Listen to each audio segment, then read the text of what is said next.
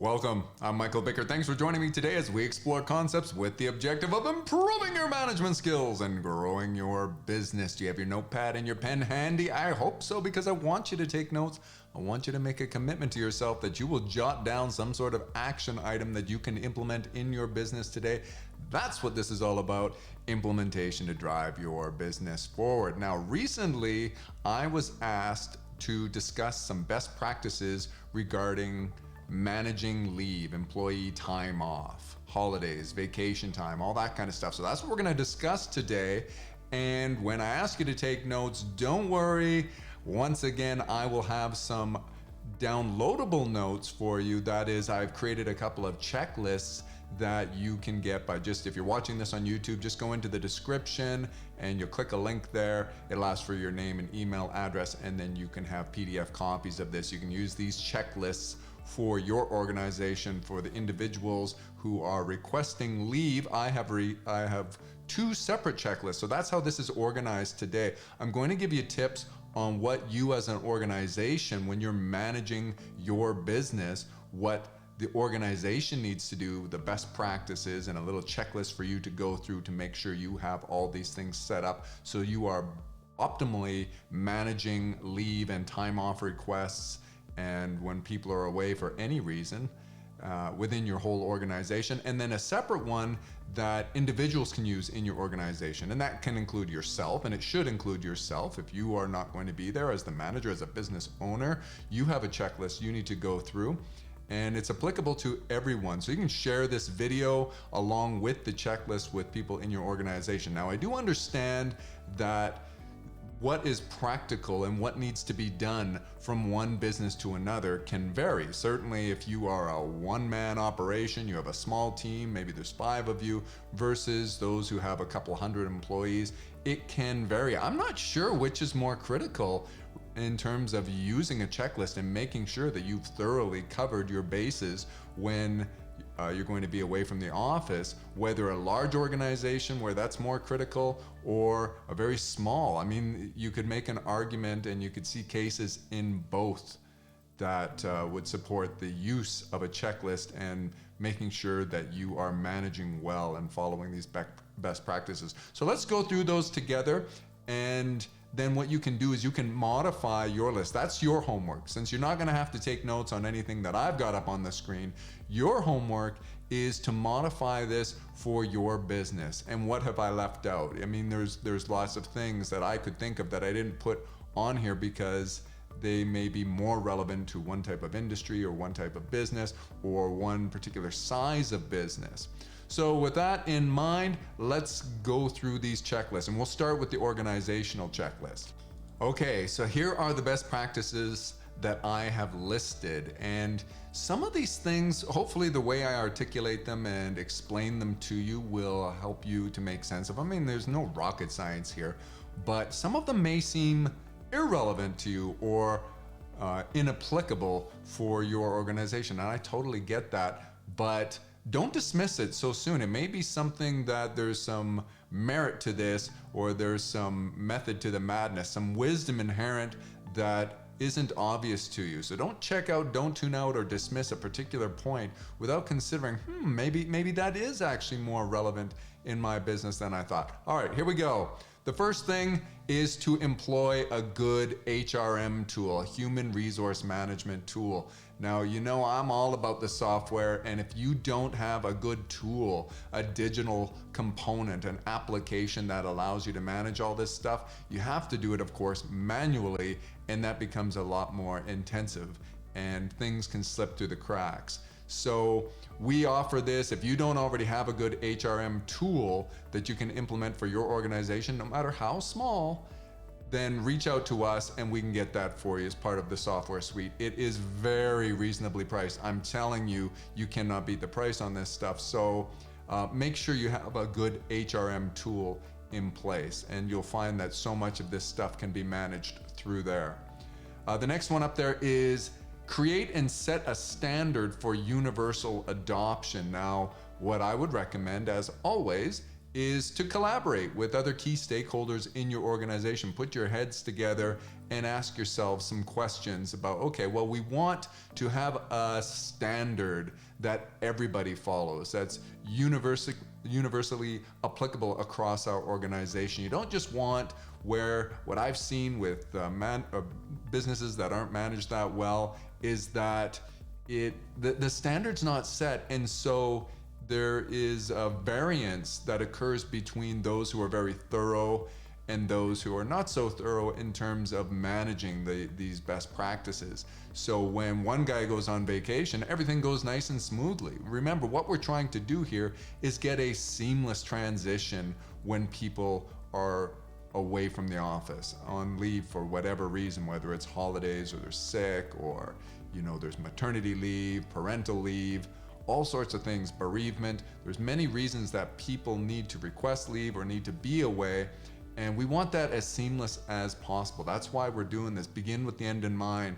Have objectives clearly set, and that's where we are here at this bullet point, is that you are going to create with others in your organization. You're going to consider, what are the objectives we have? The main one is to create a seamless transition when someone's on leave, but we want it universally applicable, applied with every individual, and so that you don't have this where it goes really smoothly when one person's away, another person goes away, you have all sorts of problems. This is something I've observed time and again. So consider and address best practices regarding minimum and maximum leave. Some organizations would say, okay, well, the maximum you can be away at any one time is 1 week, as an example. And of course, from one organization to another, there are different policies regarding benefits, and so some people may have they may have earned or be entitled to take off multiple weeks throughout the year. But I'm saying here, are you going to allow them to take all of that at once, where they're gone for the better part, the lion's share of a month, for example? Or are you going to have maximums where you say, well, we would prefer, and I remember these are best practices, not policies per se, because you will always allow, with proper explanation and discussion with any team member, for exceptions. So you may say, our best practice is that you'd be away for no longer than 5 business days at any one time, or maybe you double that and you say for 10 business days. And then someone may request and say, well, I'm actually going to the motherland, so to speak. I'm going across the other side of the world. This is a once in a lifetime trip, an opportunity that I have with my family.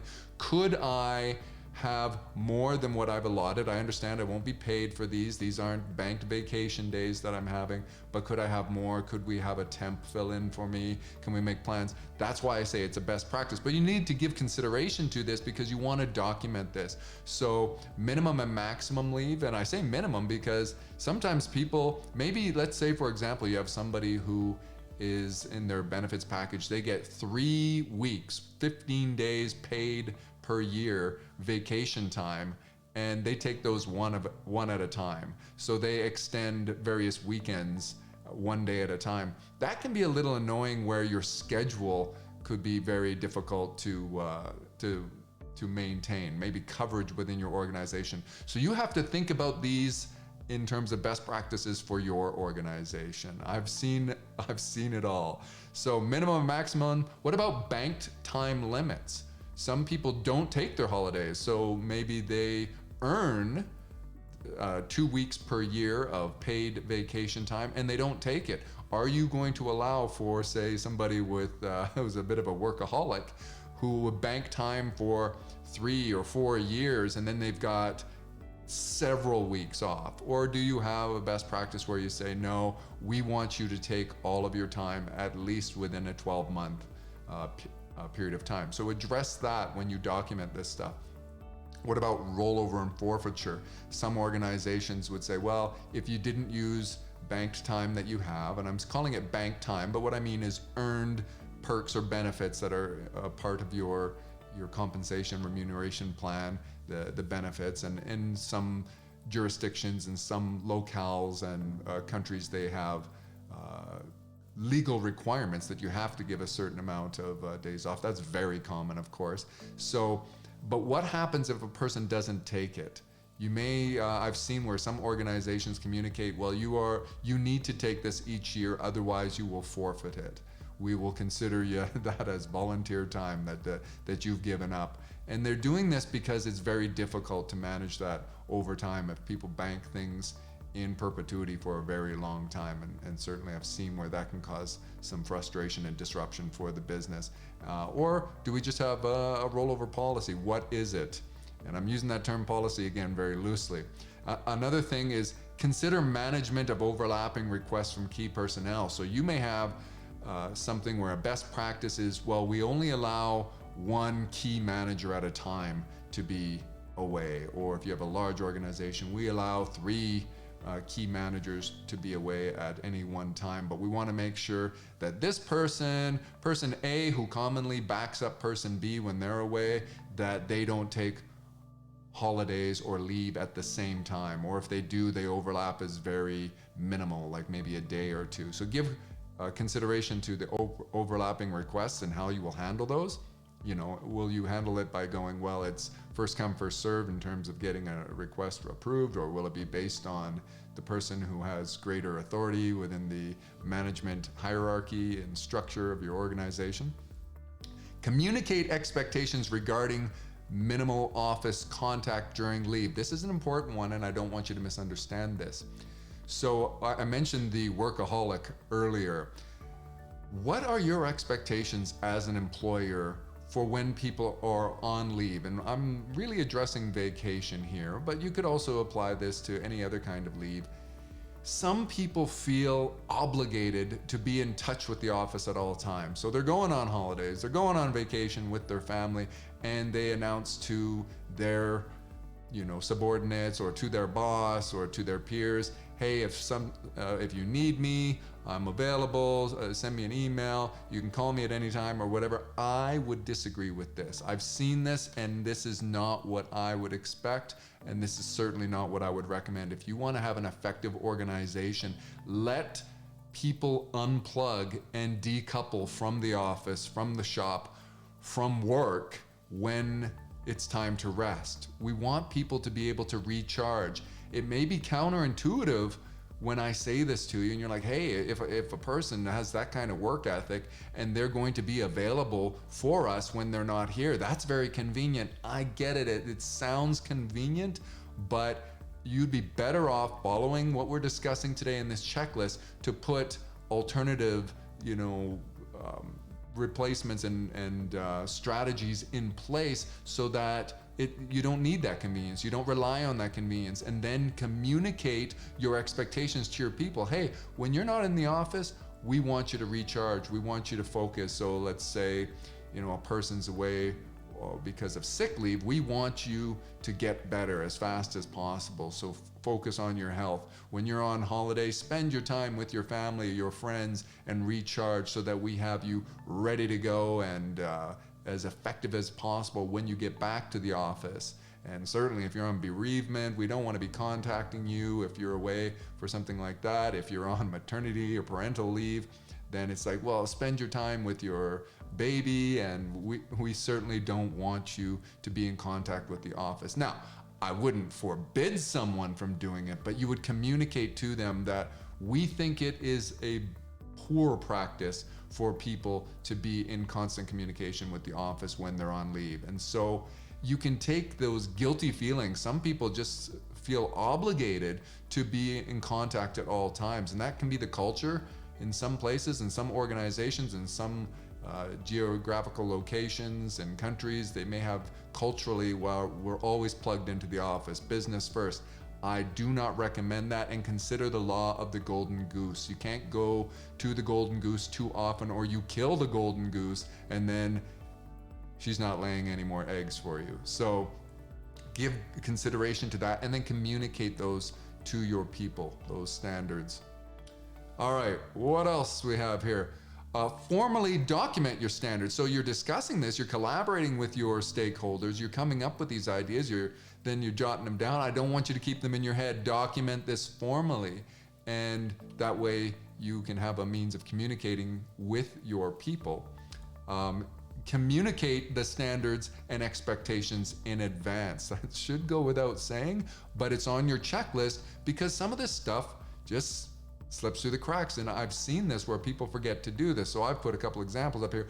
Onboarding, maybe you don't have good onboarding practices. Check out our video on onboarding where we've given you lots of ideas for having a thorough onboarding process. It's very imperative to the success of your people. You're investing in your people, and that's a serious investment for you as an employer. You want to get the best return on your investment, so some solid onboarding processes and strategies will go a long way. And this is one of them, that you want to communicate with people during their onboarding. They just joined the organization, and you communicate with them. Okay, when it comes to leave requests, this is what we do. Here are the standards that we've created, and how can they access them? They would probably, another example would be of communicating these in advance through a handbook. And then I've got up here, make documented standards easily accessible through the HRM tool. So the HRM tool is somewhere they could go to access your digital handbook and all of the standards that you have. So in your standards, when I say document them, you have these best practices and these considerations that we've already gone through, and you're explaining the rationale for them so that people read this and they go, oh, I can appreciate where management's coming from. And I also know you might want to say that, as a team, we collaborated, and what we have found works best are the following, and this is what we have for our culture and our best practices here. And you document that. But also this checklist, your individual checklist, those things are easily accessible to people in the HRM tool. Because on the onboarding, at the time of onboarding, they hear this stuff and it makes sense, and they sort of put it in the back of their brain. But when it comes to maybe they're going to work there for the better part of a year before they're requesting any leave, and other than regular time off, and maybe there are statutory holidays and long weekends that they get, but when they're actually going to choose some vacation, some people have best practices that they work for 6 months or even a year before they're taking extended vacations, and they've forgotten what they learned at their onboarding. So you make it really accessible through your HRM tool, and they know where to go for that. Track leave in your HRM and report to stakeholders. Very critical to be tracking this. I mean mathematically. So you would have set up rules in your HRM. You would basically tell in the HRM when somebody's being set up in there initially. It's like, okay, well, how many vacation days, how much leave are they entitled to?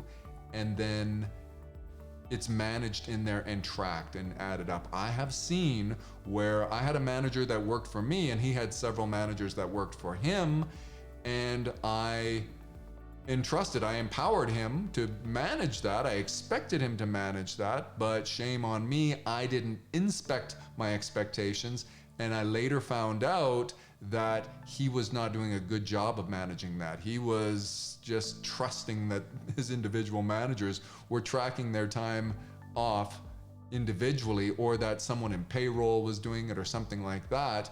And once there was a discrepancy between what payroll had records of or the individual manager and his records, it was a disaster. And I saw in one case, it seemed that a person was maybe being able to double dip. I'll never know that. That's the point, is that you shouldn't be in that. Like, there may have been some contempt built up between this manager and this manager of mine and one of his managers, because he felt that this guy is taking advantage. No, I know you've taken all your holidays that you're entitled to.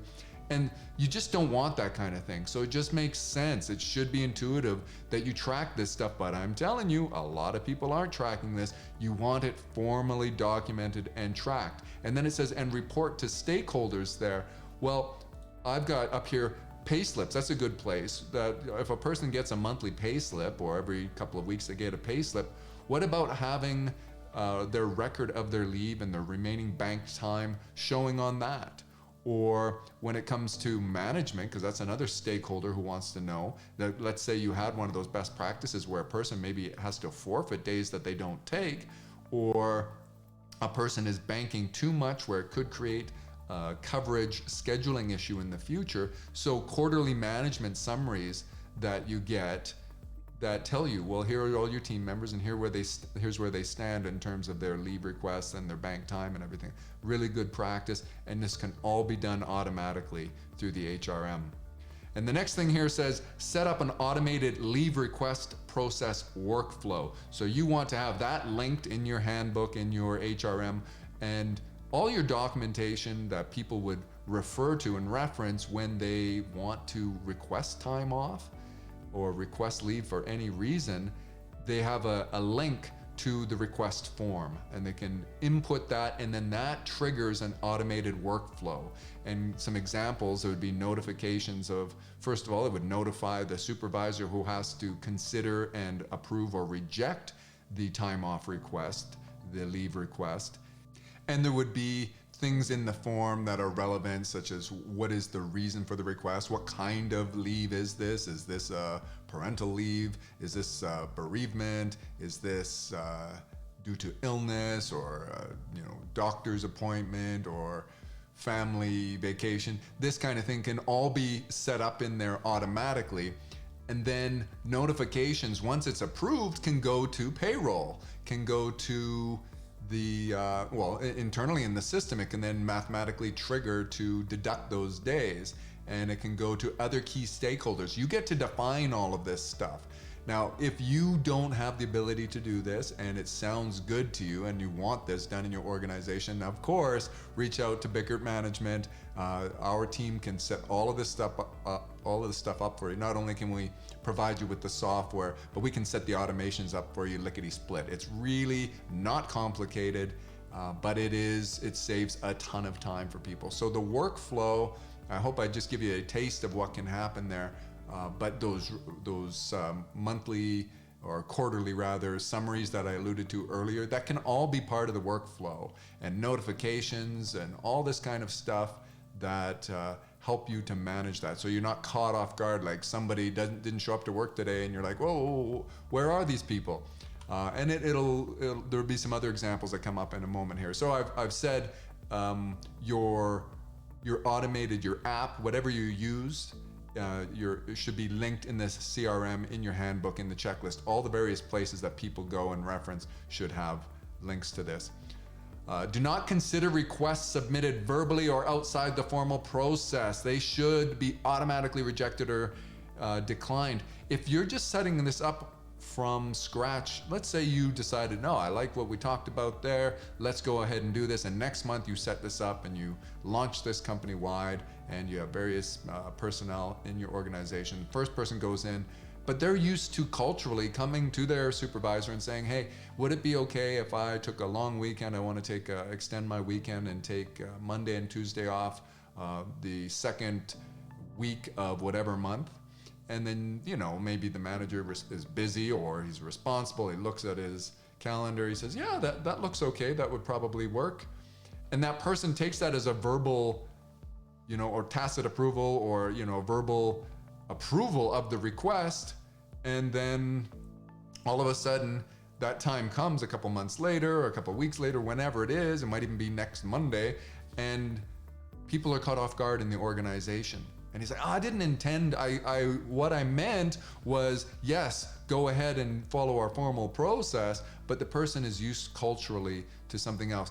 I'm talking from experience here. You need to have an attitude that if you come to me verbally, the official position is your request is rejected or declined. But if you're just testing the waters, I will remind you, I'm not officially approving anything here. Go ahead and submit. They don't really need to test the waters. That's why you have a formal workflow for this.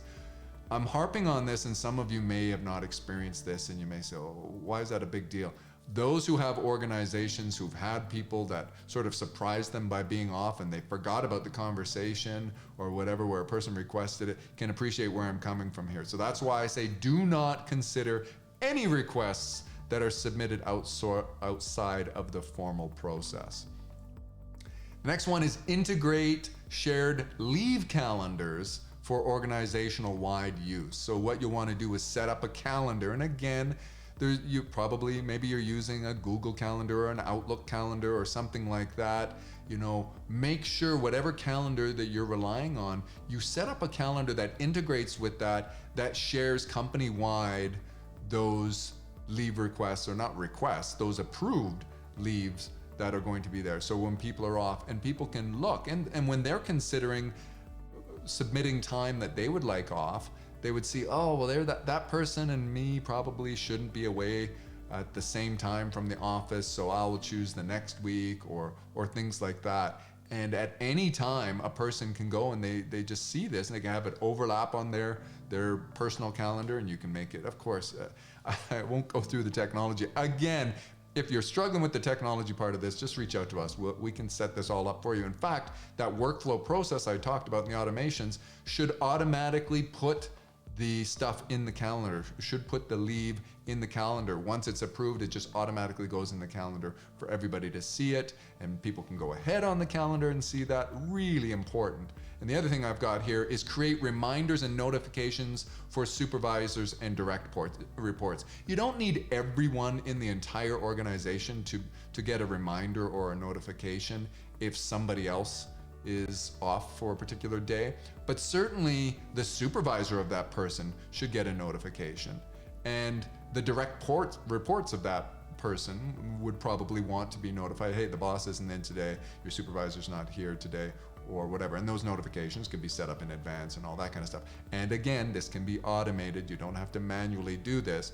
But if you're not going to do this automatically, rather, if you're not going to automate this, then make sure that as part of your checklist that you communicate this in your standards, what you've documented, and you tell people we expect you to do that. So when a approved request, or rather when you get your request approved, you go into your calendar and then you set it up there with the reminders. You're telling people to do that. And certainly for you as a manager, that's a best practice. Before I had any of this stuff automated, I would go in and manually do this. That's why it's on the checklist.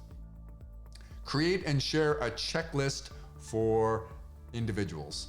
So we've got a checklist for you as an organization here, but on that checklist is that you need to create a checklist for your individuals to use. And I'm going to share one with you. You guessed it, right now. So you can use that one and you can modify it to your heart's content. And yeah, but you need to do that.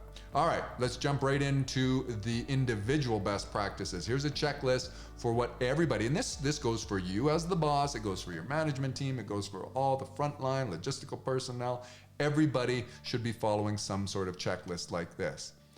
The first one I've got up there is plan leave in advance. I've got an example of once per year. That may seem impractical to you, but I would say this is a really good idea. So let's say once per calendar year or something, maybe before Christmas, I'm going into a calendar and I'm saying, okay, well, I have maybe 3 weeks off next year. What do I want to do? I might discuss that with the family. I might look ahead. I might think, what special events? Is there any weddings in our family coming up? Where would we want to, are we planning a vacation or any travel? Are there certain festivities and holidays that we, are very important to us, like that I want to extend? Maybe people get off time at Christmas and I want to have more time off at Christmas. Doing this and planning this in advance is a really good idea, and individuals can appreciate, that question, what's in it for me? To do this in advance, they can get their requests approved.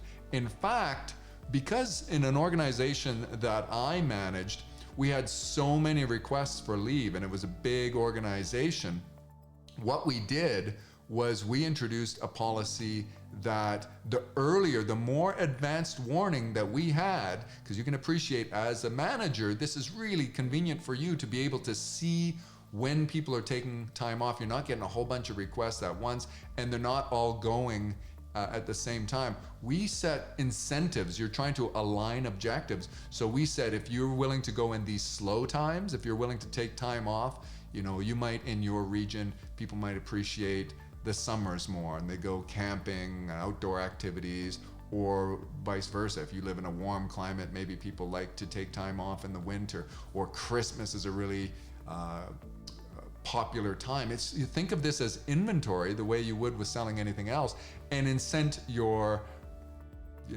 analogous customers, your staff in this case, to choose times that are more convenient for you, and then you can incentivize them. You can offer them more time off. So we would do that. And also by doing things in advance, because it was good for management, we would give them, so if you say got your requests in early, you might get an extra 10% of bank time for having it in more than 6 months in advance. And if you took time off during our slow periods, you might get an extra 25% of time applied. So you can do these things creatively, and we can automate this stuff for you as well. The key here is, as an individual, plan your leave in advance. You don't want to do this at last minute. And some people like to do the traveling at the last minute because they get great deals. I've experienced all that. There's certain individuals who very much stay in tune with the best travel deals. I get that, but you can align your incentives by considering this. The next thing on the individual checklist is for them to submit their leave request or requests. So they've planned it with their family and everything, they've documented it, now they come in and they submit that. They go into your formal process and they submit that. That's on their checklist. The next thing on their checklist is that they will check the leave calendar records. So maybe when I'm planning, I'm gonna check those and I'm gonna see who else has got time off, but maybe I've done this so far in advance, that's not a practical thing. So you are looking for overlapping requests when you check the leave records. You're looking for accuracy. So my boss approved that I'm gonna get the week off, the second week of August off, or whatever. I'm going in to make sure that those automations and those things are in the calendar. And you want to make sure, because for you as an individual, you don't want to disrupt the organization. You want your time off to be very seamless. You want people to appreciate, oh, this guy's thorough. He's got his ducks in a row and everything's covered while he's away. So you're going to get your requests approved much more readily, I would say, in that case. Also, reminders, are they set? So for your supervisor and to the extent that you were doing this manually, you would want to make sure that those are already set. But even if it's automated, I would recommend that you check that those reminders are set up. The next one on your checklist as an individual is to distribute recurring tasks and responsibility to specific team members. So you're trying to take your entire job and download it. Like perhaps your job, most jobs, are not the kind of thing that could just go on pause for any significant length of time. And so what you want to do is have a strategy for distributing everything you do to other people. Now that increases their workload. Some organizations, again, align objectives by having, sort of partners that when I'm away, I get to download and delegate some of my stuff to you, even though you're not my subordinate. And when you're away, you can do the same for me, and we help each other that way. Give some consideration to this in your organization. But the key here is, when somebody is filling out a checklist before they go away, have I distributed all my recurring tasks and responsibilities to specific team members? None of this loosey-goosey stuff where, well, yeah, my team knows, they'll look after me, they'll help me. No. Personnel A knows what he's expected to do. Team member B, I shouldn't say personnel, that's plural. Team member B knows exactly what he's going to do for me while I'm away, and so on. So standardize a plan for recurring application. So what we just talked about is distributing the workload, your recurring tasks and responsibilities, to your team in some way, and certainly to your subordinates. If you have a team that works directly for you, that's who you would typically delegate this to, but sometimes to your peers as well. But you want to standardize that, so every time you go away, people just know, yes, he's going to be away, and then you can build that into those automations and notifications. The person knows, okay, you're going to be away. I know the implication to my job on those days. And they could also speak up. They could go, ooh, don't forget. That's where those overlapping requests come in and stuff. Or don't forget, we're extra busy. We're getting in inventory that week. And so you're asking me, ordinarily, could we have an alternative plan during that week? Now that you've standardized your plan for recurring application, you need to now cross-train your team members and make sure that they are capable. And you want to do this in advance. You want to make sure that when people are going to be expected while you're away, that they're going to cover for you, and you've distributed that you've spent some time in advance cross-training them. And when you do this, again, you can get that recurring application. People know. It's like, oh yeah, I know how to do that task that he does. Every time he's away, I do that for him because I've been cross-trained. So that's on your checklist. The next one up here is to share thorough SOPs, so standard operating procedures. And if you're not sure what a good and thorough SOP looks like, be sure to visit our video in which I discuss good, better, best creation of standard operating procedures. You want to create best, good, better, best. You want to create the best SOPs that you can and share that with your team, and make sure that while you're away, they can reference that, because it can be periodic that they have to visit this information. It may not be very often, and they can forget. So you're saying, well, I cross-trained them, I took the time to cross-train them, but now you're away and they're like, oh, where did I find that password again that I need to do this particular thing?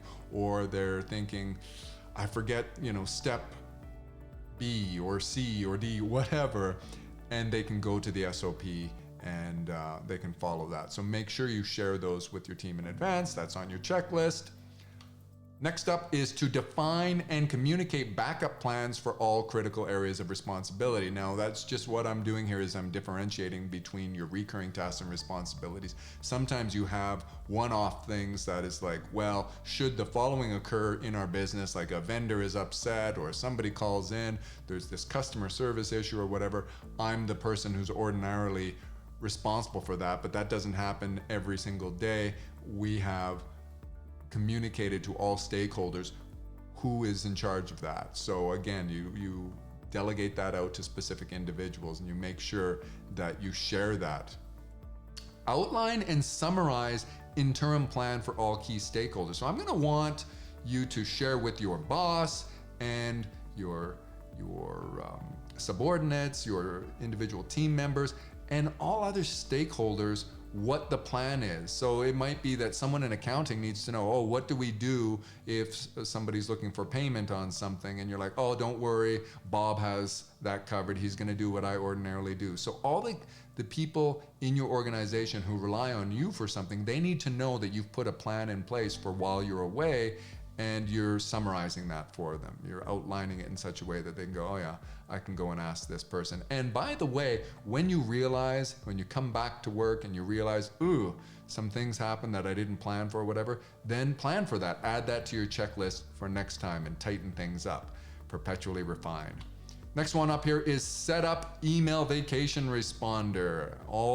Just about every email client and the web-based mail providers allow you to have a vacation responder of some sort.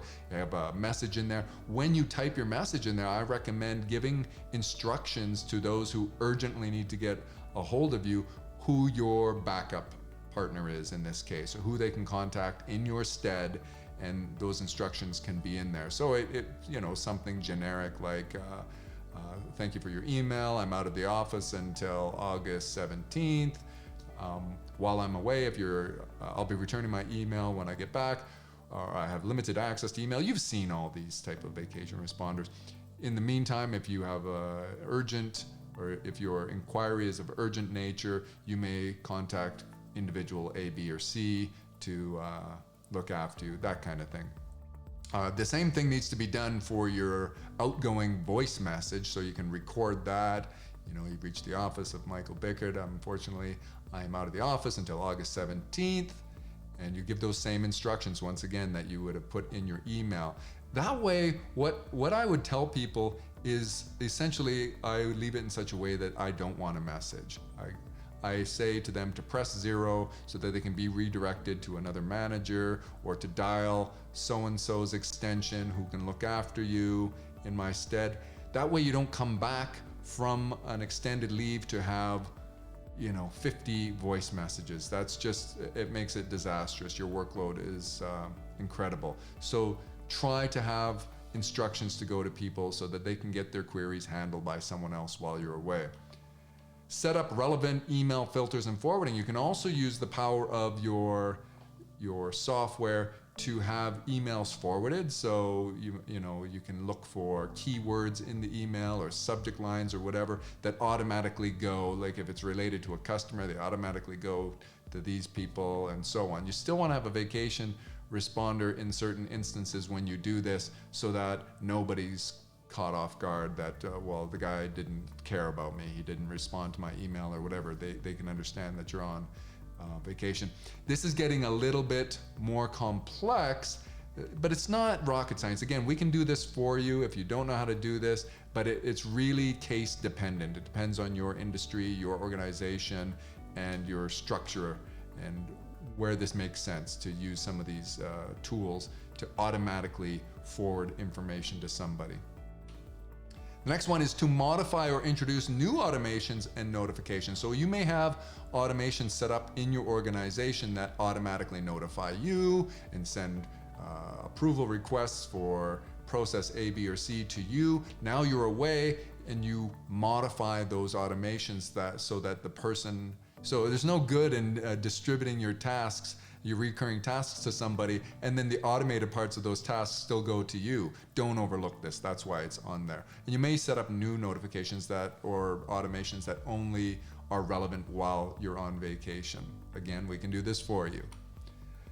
Use the checklist to undo applicable steps in reverse order upon return. So get back to the office. Have you called someone and received their voicemail, you got put through to voicemail, and their message says, I'm out of the office until August 17th, but right now it's August 29th or it's September, and it's like, that person's been back in the office for weeks now and they haven't changed their message. So this checklist, you should go in reverse order. Now again, some of these things can be undone automatically with automated workflow processes, but to the extent that you're doing some of this stuff manually, use this checklist in reverse to cover off on that. And there you have it, 2 checklists, one organizational wide for you to consider as the manager, as the entrepreneur, the business owner. What are you going to do for your whole organization? And one that every individual, including yourself, is going to follow when on holidays. Now, we've been at this for almost 3/4 of an hour, and I hope you can see. You might say, oh boy, when we take vacations, it's like a 5-minute conversation and people go. You are creating far more work for yourself and others by doing this. And we are endeavoring to be more effective individuals. We want to improve our management skills to drive our business forward. And to the extent that you don't need to be focused on all this peripheral stuff of managing, because you're handling this stuff in a standardized way time and again, and you're improving this over time, you're going to become more effective, and you can focus your time where it's most important, on driving sales, on driving innovation, increasing the value, and so on. So I think that's where I want to leave it today. I hope you got something out of this. You do have some homework. Implement as many of these steps as you can. What other steps should we add to that checklist? Have I completely missed the boat on some really important stuff? Like, whoa, we want our people on our checklist to check the staff room fridge and empty their lunches and clean out things because people go on vacation and then mold grows. Think of some other examples that you might add to your own checklist, and then leave something in the comments, because when you leave something in the comments here and somebody else reads that, they learn, and we need to learn from one another. Perpetual refinement.